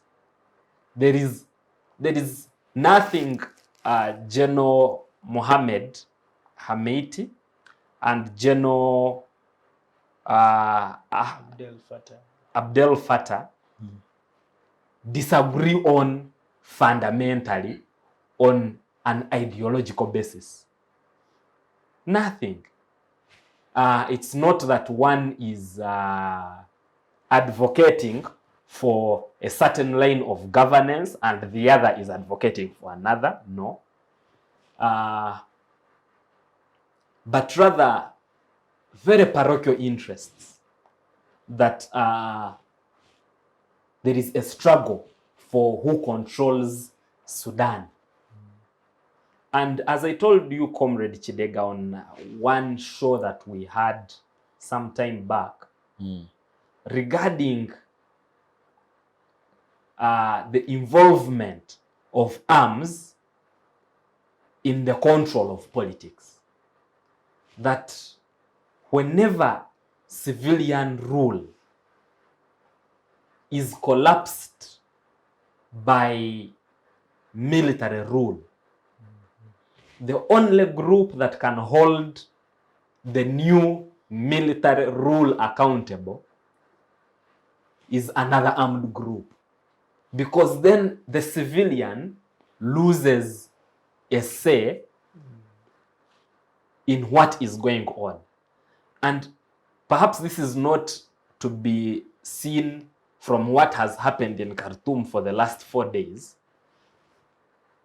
but rather from the 18s, when the British took over Sudan, cut it into what we know to be Sudan today, without regard to people's traditions, the differences in their ways of life and their beliefs, and created what they call Sudan. So from then we see conflict upon conflict. We see armed group upon armed group. We see this group that was headed by the Garang group. Riek Machar, SPLA. Even before, there was the Anyanya in the 1950s. We see the raising of General Nimieri. We see a downfall of that general, a return to civilian rule that lasts almost just 4 years. Omar Bashir at some point. Then Omar Bashir comes in, a lieutenant general. So in all that conversation from 1989 up to 2019, we have military rule that has some extreme Islamism involved. We see no conversation about the citizen. So when the citizen comes up in 2019 in mass protests and all that, we see these two generals that are feuding now coming together to remove Omar el-Bashir. One becomes the chairperson of the military council, the other one vice chairperson of the military council, and agree that perhaps after all these many years, we should return to civilian rule. Just 2 years after, these two work together to overthrow that agreement of returning to civilian rule and re-establish a full control of the military rule. But where do we see the rise of this rapid response force? Rapid support. Rapid support forces. These in 2003 were called the Janjaweed. Yes. And many of the people who are following international relations then know it to be Janjaweed is Arabic to mean evil on horseback. They are a very brutal force that is known for very huge atrocities mostly in Darfur area. So President Omar Bashir then uses this paramilitary group, arms it, trains it even more in order to fight other rebel groups, using a rebel group to fight other rebel groups that are coming up in the Darfur area. Of course, we don't see that strategy succeeding because even now, the Darfur is not a stable area. So the rise of the Janjaweed, who were they being supported? Even up to today, they are being bankrolled by the EU. Because this paramilitary group was used by the Saudi-backed offensive in Yemen. It was as well supported by USA, the UK, the West, to fight the Houthis in Yemen because they thought these Houthis were being backed by the Iranians, which Iranians the US saw as a threat to their interests in the region. So it is complex. It is intertwined in interests upon interests of the West, of the regional power brokers, and so to understand this whole conflict, we can not simply look at the last 4 days in Khartoum, but rather the history of Sudan and the conflicts that have been involved therein. So I don't mean to say this is particularly to blame, but perhaps for it to be on the record that in February, the Sudan Military Council signed an agreement with Russia to construct a naval base in Sudan, I think especially on the Red Sea. The Red Sea.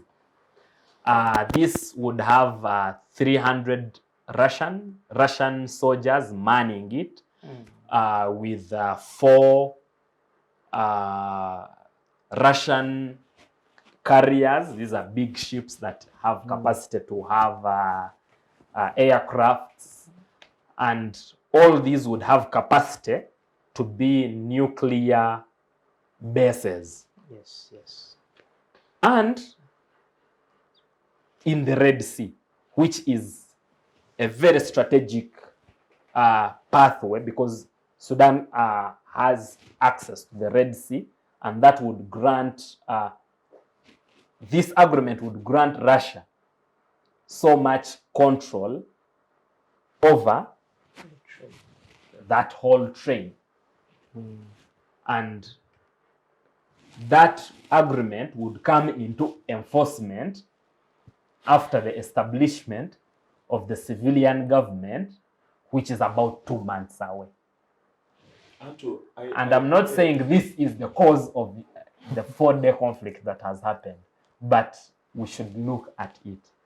Who benefits from Russia having that much control in a region that China, a very close ally to Russia, is also establishing a very strong imprint with the Iranian and Saudi Arabian deal that has been signed?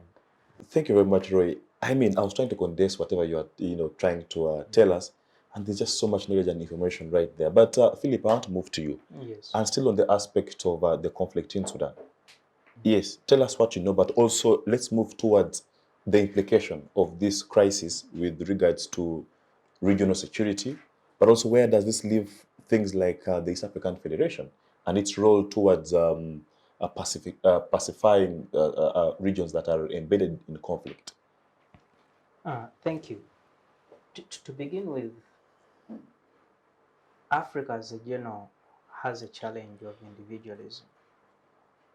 People thinking it is them, it is either me, and if it can't be me, it has to be someone I've endorsed, and if that cannot happen, then let me spoil everything. That is a very big problem to this continent. Come to Sudan. You have 2 military people, one the president, interim president, if I may say, and the interim deputy president in the current scenario. And these 2 are saying we are fighting each other. So basically, government is fighting government. And the world out there is saying, oh, the government of Sudan is fighting what they now call a rebel group, because the statement I read yesterday from the spokesperson of the Sudanese Armed Forces said now the PS, the Rapid Support Forces, are now a rebel group. But you're talking about a nation with a paramilitary group with over 100,000 personnel. Now, when you come to the books of Uganda or Kenya or any other country, I think we barely make 50,000 men in uniform. UPDF, we're about 46, something like that. Now, this is a group that has 100,000 personnel with links in the capital and all other cities in this particular nation. In other words, you are saying this is a military group that has capacity to come and take over Uganda, if I could create such a scenario. Because if you have 40,000 soldiers and this group has 100,000, then they will override you with numbers. 2, this is a military group that since 2013, when they were given the powers and now Brigadier General Mohammed Hamdan Dagalo Hemeti, he has very many names, given that, taken from the bush, given a title. Mind you, this is a fella that is fair and educated. The highest level he went to is primary 3. So you are getting a fella who stopped in primary 3. You promote him you actually pick a military title as strong as Brigadier General. You put it to him. He's been in the bush. He's been terrorizing people. You know what he did well. One could argue he assisted the government in handling the crisis the way he did and how they wanted it for purposes of their politics. But this is a fella who has all these negative signs on him. You're giving him a military title, leaving him in charge of 100,000 men. He's getting full logistical support from government. And you think the situation is normal in such a country. That is terrible. That is terrible. Number 2, you place him in a position, if we draw back to 2019 when Field Marshal al-Bashir was being arrested, it is this fella.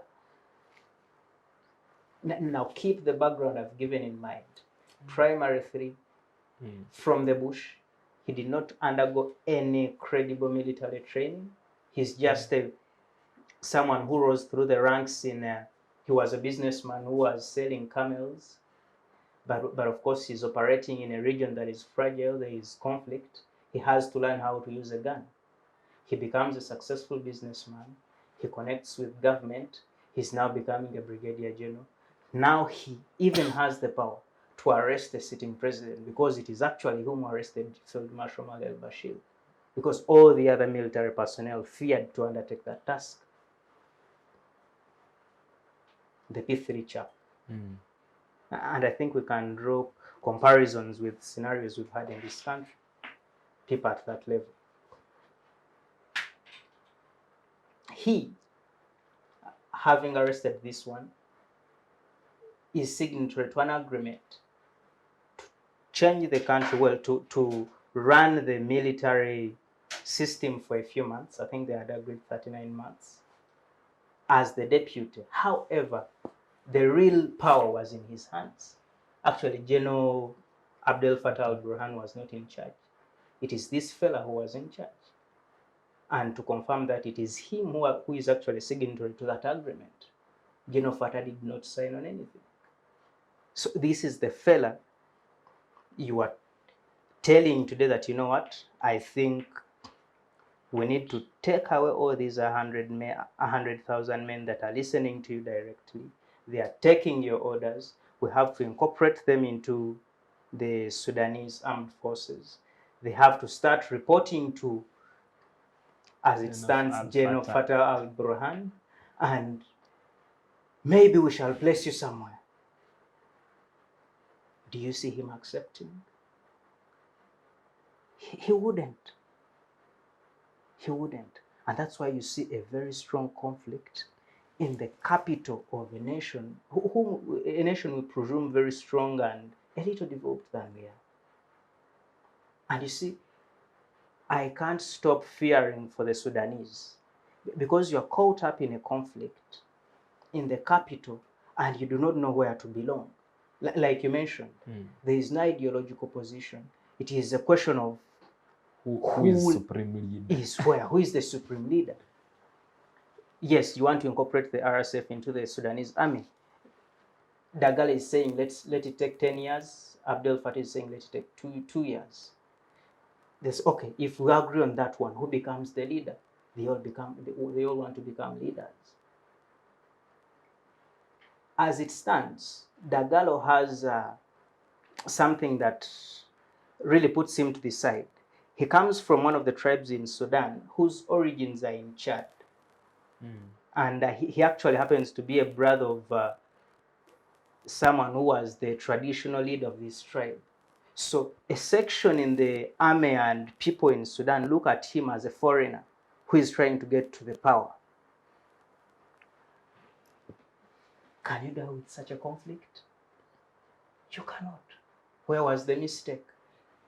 Working with the Janjaweeds from the start as a government. And you see, the biggest trouble in Africa, he mentioned about the implications on the continent and the region. If we go to DRC, today the government of DR Congo is working with FDLR.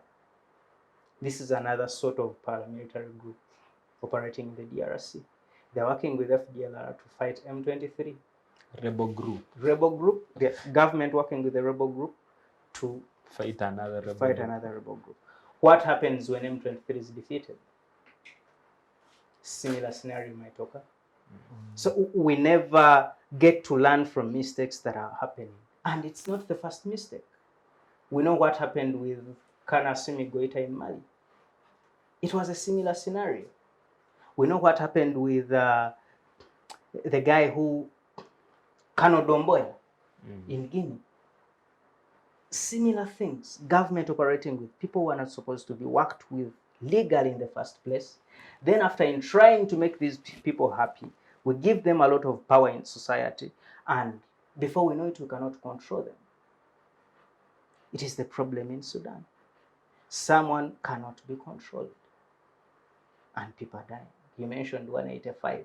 When the final report I read today morning was talking about 222. And it was talking about 2,500 casualties and so on. In the capital alone, in 4 days. Where does such a conflict go? And it comes in a time where the East African community is trying to, put its boots on ground and trying to say, okay, we can be in charge of situations in this region, and we want this region to be stable, and we want to unite. However, in unity, it is very important to know where are our neighbors standing. Now, in such a scenario, if you're the East African community, who do you talk to? Do you talk to General Fattah al-Burhan? In the first place, the population does not agree with either of them. And because they overthrew the agreement with the civilians. Remember, that agreement was supposed to be that 39 months. Half of the 39, the military people bring the leader. After the other half is ruled by a civilian. The transition time, and that was then Prime Minister Hamdok. And after the half, these people say, no, we cannot give it to this one. So the people's minds are stuck with Hamdok, but now there is a conflict where even Hamdok is not party. Where do they go? Where is the voice of the civilian? So they are confused. They cannot make decisions. They are locked in their houses, and bombs and missiles are running over their heads. This is the country. And the challenges we get as a region is that, one, as we were planning recently, I saw the United Nations just called off the arms embargo on DRC. They are planning to call it off on Southern Sudan. They are planning to call it off on Ethiopia because they had put it because of the Tigray conflict. They are planning to call it off on Eritrea. Now you get a conflict in between those very states. It means, one, if you call off all these embargoes, then weapons are going to enter this region as if it's food to be fed on.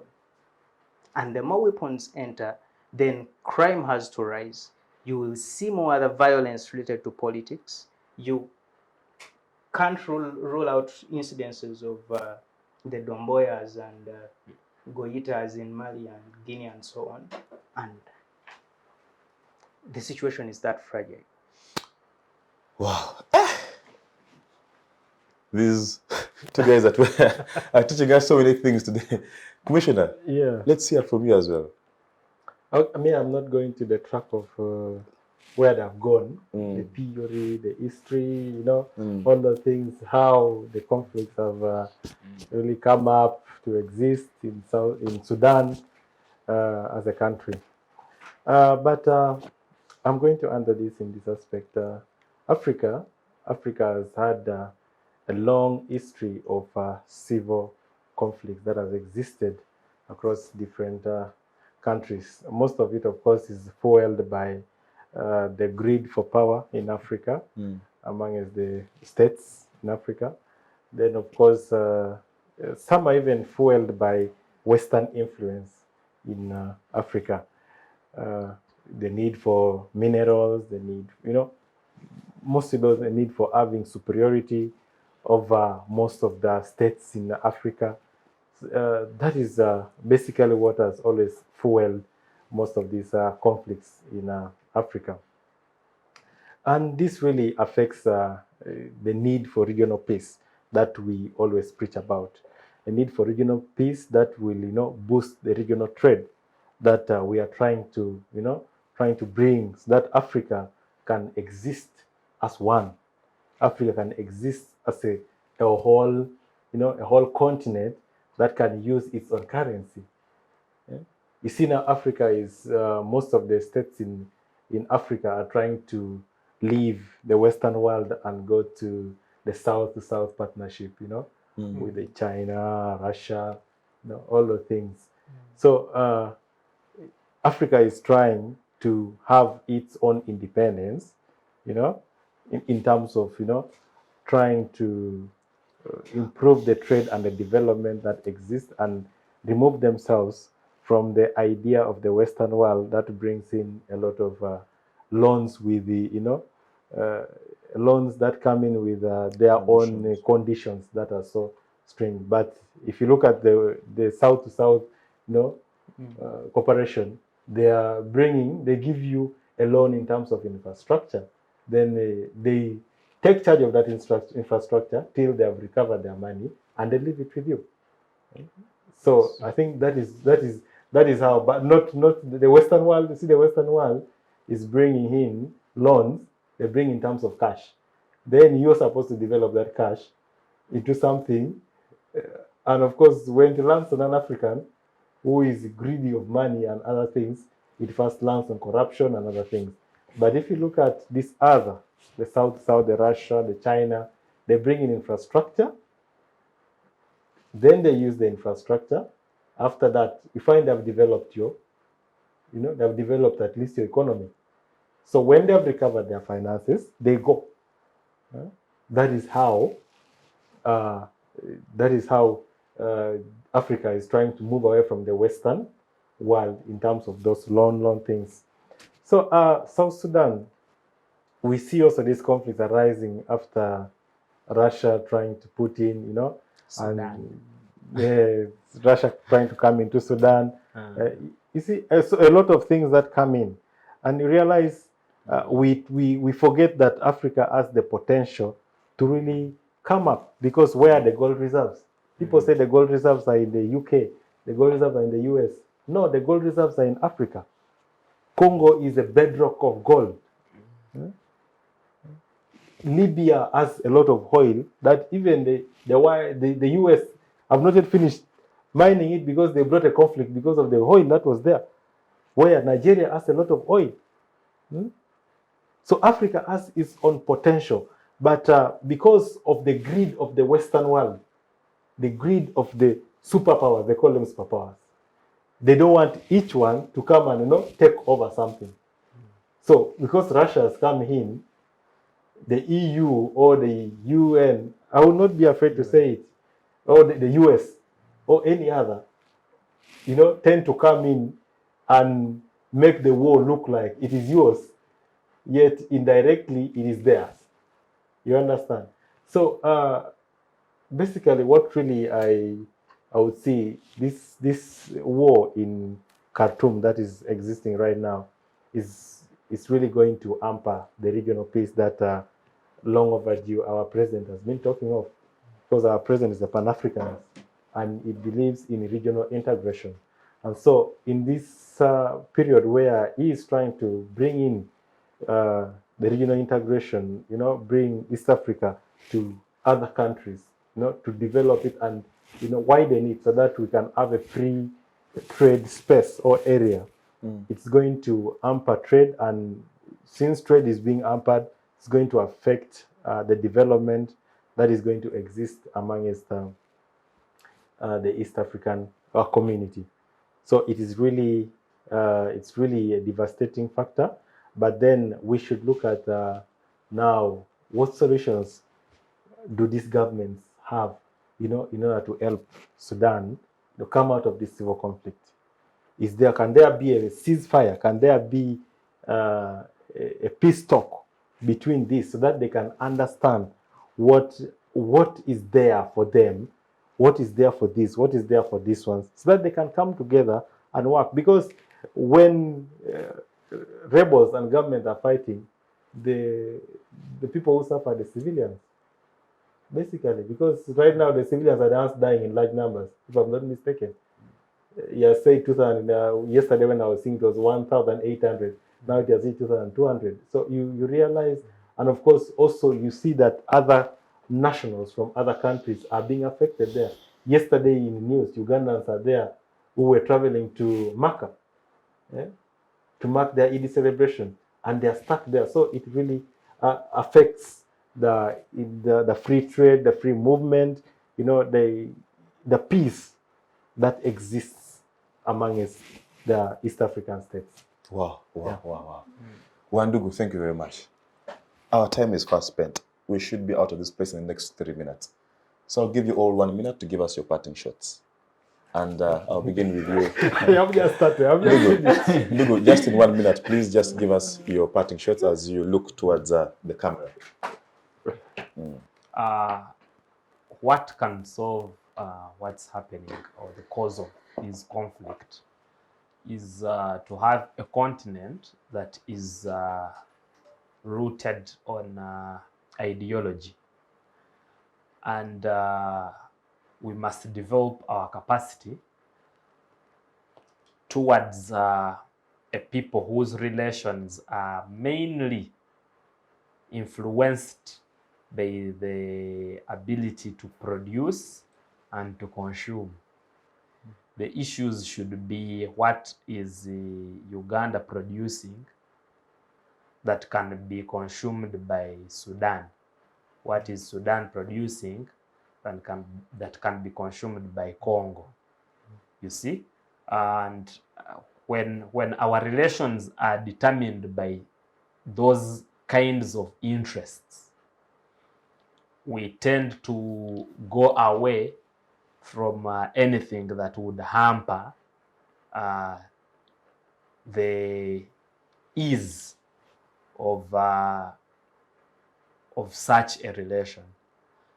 And I must say or repeat that what the two generals are feuding about is not ideological at all, but parochial interests of who should be supreme leader, an issue that they can solve politically and not militarily.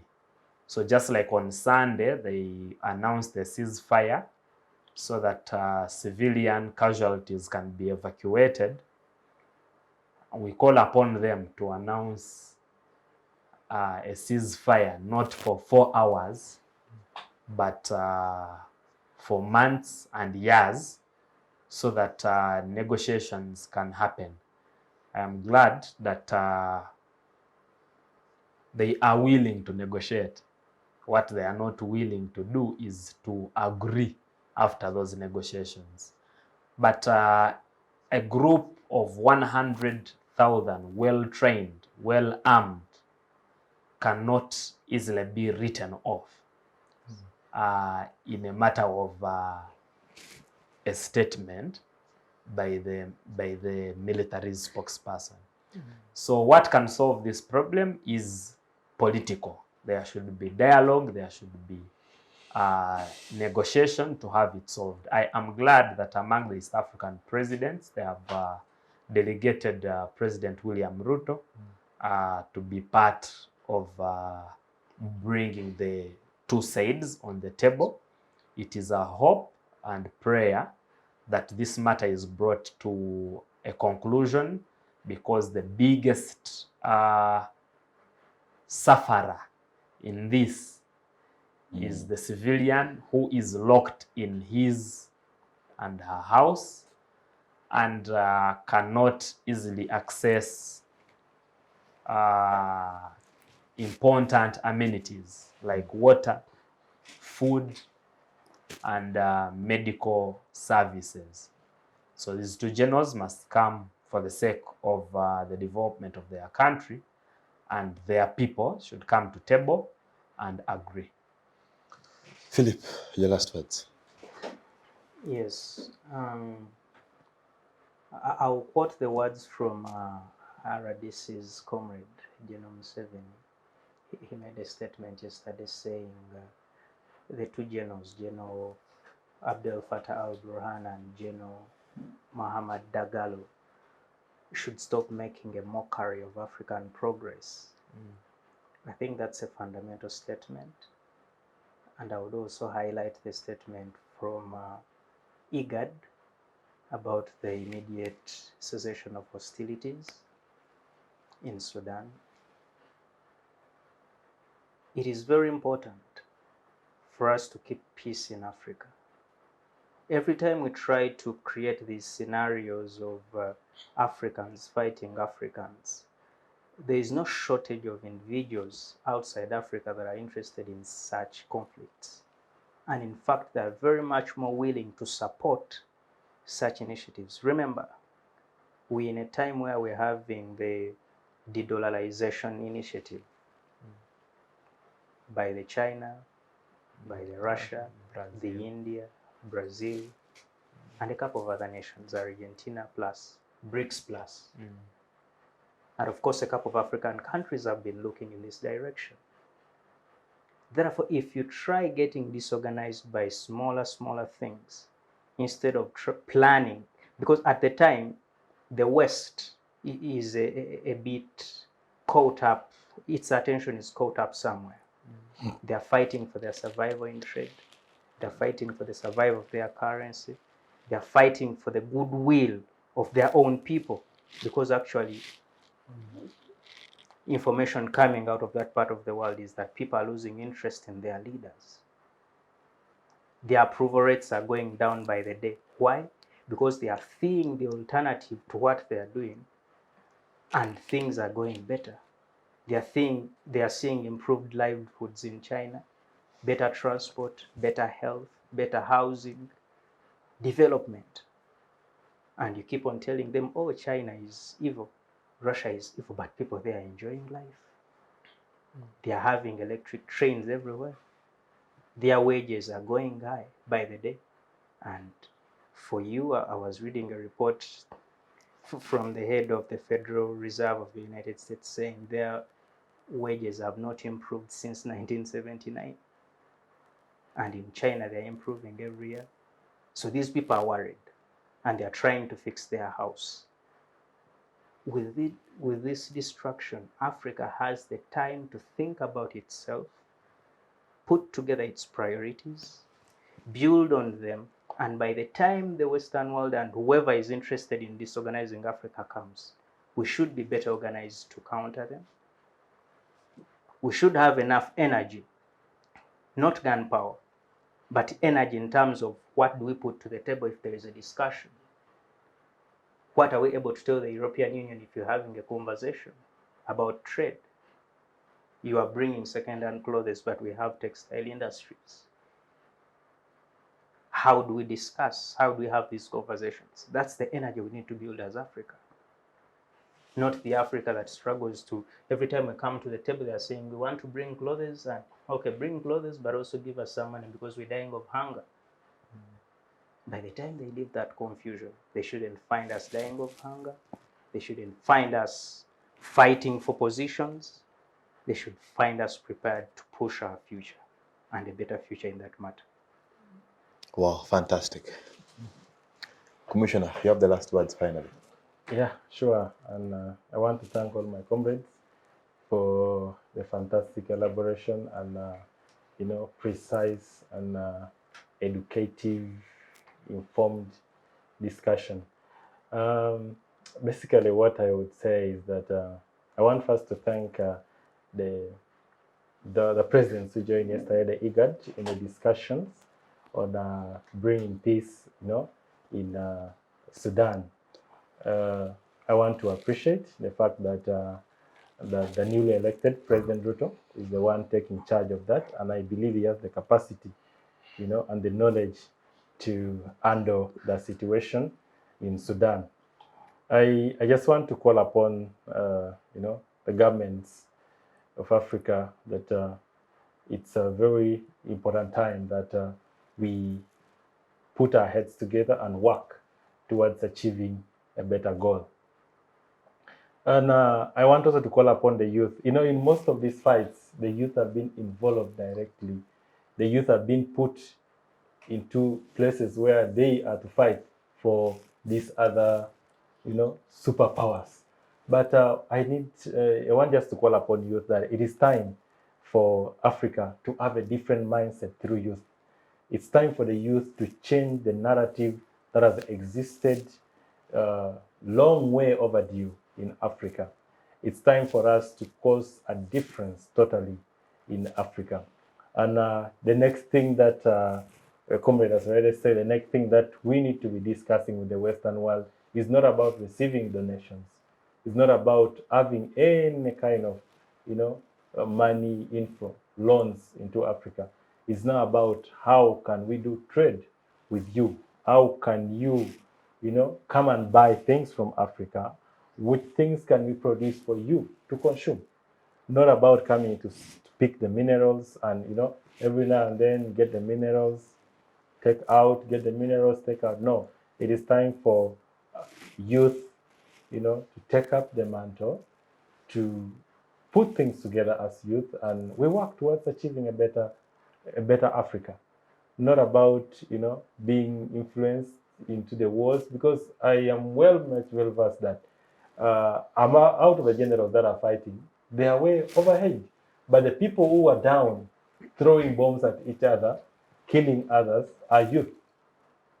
If I'm not mistaken, are youth. And you wonder. Maybe to put a fact to that, General Muhammad Dagalo, Hemeti, is just 47 years of age.